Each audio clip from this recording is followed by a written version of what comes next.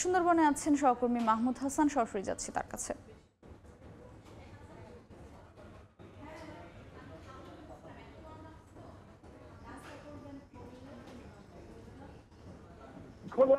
আগুন কিন্তু চলে যাচ্ছে, তবে আগুনের লেলিয়া অন্যদিকে ছড়িয়ে যেতে না পারে সেজন্য কিন্তু সুন্দরবনের ভিতরে চ্যানেল কেটেছে স্বেচ্ছাসেবক বাহিনী যারা রয়েছে, তারা কিন্তু চ্যানেল কেটে রেখেছে যাতে আগুনটা অন্যদিকে ছড়িয়ে না যায়। আমরা কিন্তু একটু আগে সুন্দরবনের যে অঞ্চলে আগুন লেগেছিল সেখানে আমরা দ্রুত সেখানে ভিতরে ঢুকেছিলাম। প্রায় 5 কিলোমিটার বেগে কিন্তু আগুন এখনো জ্বলছে। তবে এখানে যে শুকনা মৌসুম এবং প্রচন্ড তাপদাহের কারণে গাছের যে পাতা পড়ে গাছের নিচে রয়েছে, সেই গাছের পাতায় কিন্তু এখনো আগুন জ্বলছে। আগুন কিন্তু এখনো সম্পূর্ণভাবে নিয়ন্ত্রণ করতে পারছে না বন বিভাগ এবং ফায়ার সার্ভিস কর্মীরা। তারপরেও তারা চেষ্টা করে যাচ্ছে যে আগুন যাতে আর অন্যদিকে ছড়িয়ে না যেতে পারে সেজন্য কিন্তু চেষ্টা করছে।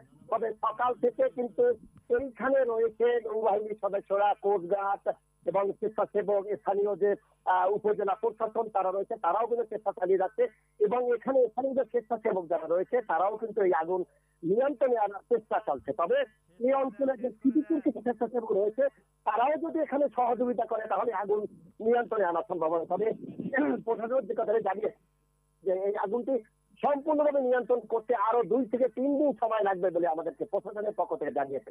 তবে এই আগুন নেভানোর জন্য যে চেষ্টা চালিয়ে যাচ্ছে, তবে এখানে যে বন বিভাগের যে কর্মীরা তারা যদি আগে থেকে সচেতন থাকতো তাহলে এই আগুনের সূত্রপাতটা হতো না বলতে আমাদের স্থানীয়রা জানিয়েছে। তবে এই ছিল আমার কাছে সুন্দরবনের আমরগুলো এলাকায় যে আগুন লাগার সর্বশেষ খবর। সরাসরি যুক্ত ছিলাম সুন্দরবনে।